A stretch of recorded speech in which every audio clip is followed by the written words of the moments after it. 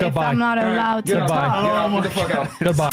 You and your show, Okay, my then get nigga. the fuck out of here. I will get the fuck out of here, nigga. You give it's given you ain't get until you was 20-something years old. Fantastic. Fantastic. It was actually 18. All right, you gotta go, man. You gotta go. All right, bye. You gotta go. You're wild. Advocated to go on dates with women where there's alcohol involved so that they can be loosened up. Any date idea is gonna work, guys. It's just that the drinking one tends to have the best ROI because you're meeting her at night and it like loosens her a bit, right? Oh, this is the rappiest take I think I've heard him say. If you're gonna go on a date, take him for a drink because it loosens her up and she loses her inhibitions. Please do not listen to people like this. Give the ladies what they need too. You know, you have to take care of your women. We need alcohol. Everybody gets a little bit more comfortable and loose. We need locks on the door.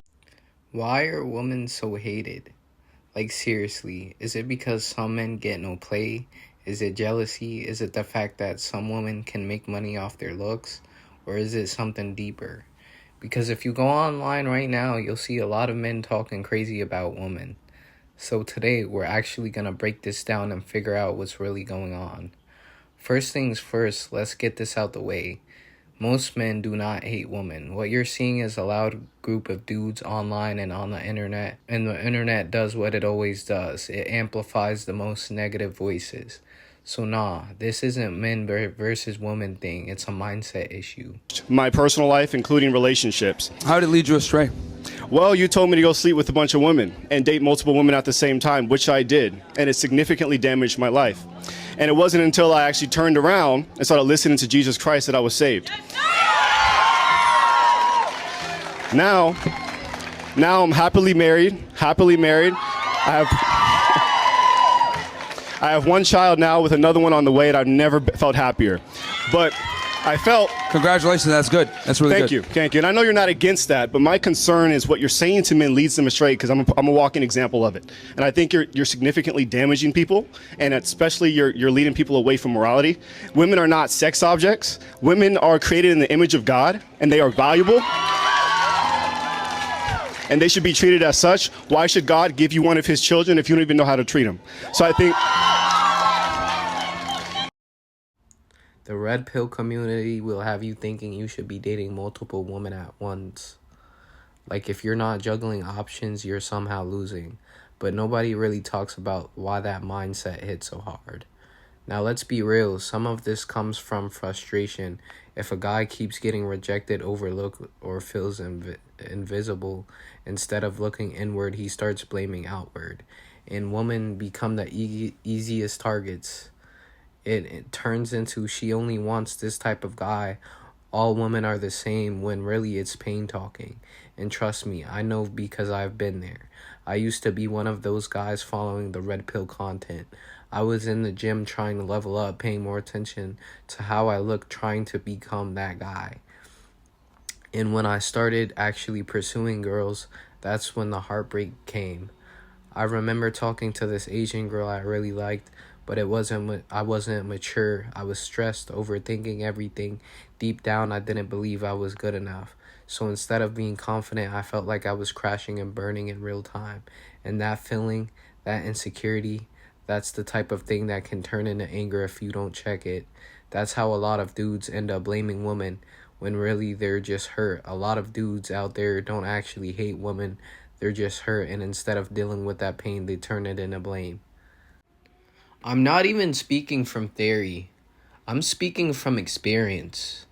Because at one point, I was deep in that mindset. Blaming women, generalizing, thinking I had it all figured out, when really I was just reacting to my past. See, people don't talk enough about how your environment shapes how you see relationships. For me, a big factor was my mom. She could be explosive, unpredictable, a lot of chaos, a lot of stress in the house. As a kid, you don't process that logically, or you internalize it. So without even realizing it, I started connecting those experiences to how I viewed women in general. And yeah, I'll be honest, there was a point where I avoided dating black women altogether, not because of who they actually were as individuals, but because of the associations I built in my head. I had this belief that they were destructive or unfit, and that if I had a child, I'd end up just another statistic. But that wasn't that was pain mixed with perception. And this is where a lot of guys get stuck. They take a real experience, something that genuinely hurt them, and they turn it into a general rule about an entire group of people. But one person, even a parent, is not a whole community. Because I'm a misogynist, I'm sorry. I'm not misogynist. I know they all do, but I just... I'm a misogynist. Are you? Say women suck. Are you? Say women suck. Say women suck. I know you are. Say women suck. All right, okay. I'll come take a photo. Why do they pay these women to do this? All right, I'll come in a second. Dude, education is for people that work for you. Correct, yeah. They make good grades because they care what people think about them. They're not smarter than you. No. What? They just... They're do-gooders. They care what people think, and so they make straight A's. Also, education has nothing to do with school. No. Some of the smartest people I know and the most interesting people I know with the most interesting life stories who know the most don't have any formal education. My kids obey me like fucking soldiers. The daughters, the sons, everyone. It's fucking easy. But when the mom comes along and they know they can play games, my daughter sits there, oh, I don't like this. I'm like, you don't like that because your mom doesn't like that, and your mom told you not to like it. Eat it. Okay, and she fucking eats it. I'm like, what the fuck is this stupid game? It's all the fucking mum, bro. Kids are great, and it's actually easy if you run your shit. You gotta run your house. Run your house, it's a fucking nightmare, because they just do whatever they want. They play the woman. They like cry in front of her and shit. Also, you gotta snack your kids. Controversial take, but beating kids is good. They have to know it's a possibility. Wow. I thought I was like at least an 8. You're not an 8. You're not an 8. Yeah. You're a 37 and ask for validation. And you're sitting in a 10's lap. A 10's lap? That's kind of rude. That's kind of rude. That's injustice. That's kind of rude. Is it? Leviculous. Don't fuck him up. Now, are there bigger factors that affect our perception of women?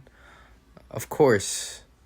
You can look at things like poverty, broken households, policies like the no man in the house rule that shape family structures. Those things had real impact. But even then, they don't define every individual. It doesn't justify writing off millions of people based on patterns you think you see. At some point, I had to check myself. Was I actually seeing people for who they are, or was I projecting my past onto them? And the truth was, I was projecting. A lot of men don't need to wake up to women, they need to heal. Because if you don't heal, you don't see clearly. You move off fear, not reality.